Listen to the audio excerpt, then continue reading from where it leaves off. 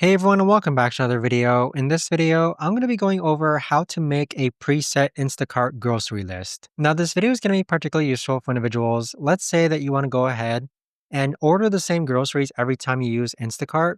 How do you actually go ahead and make a preset Instacart grocery list? Now this video is going to be short, sweet, and simple, guys. There's not going to be a lot of steps involved.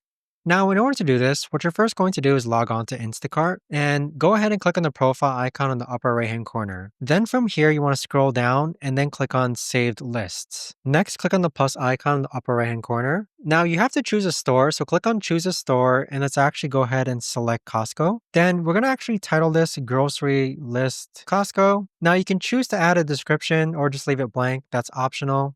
You can add a cover photo as well. Then click on Next. So now you can actually go ahead and select items you want to go ahead and add to this list. So we're just going to select these 3 items here, then click on Done Editing List. So now you've created a grocery list from Costco. And so in order to actually go ahead and this is a preset grocery list, let's go all the way back to the beginning. So if you go ahead and click on Save Lists, and then go ahead and click on Costco, the grocery list that we just created, we can click on the plus icon next to each of these items.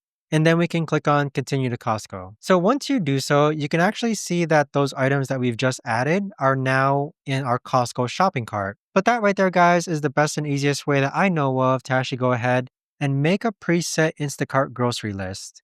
If you guys know of a better or easier way to actually do this, let me know in the comments down below. I would love to know. Thanks so much for watching, everyone, and I'll see you guys all in the next video.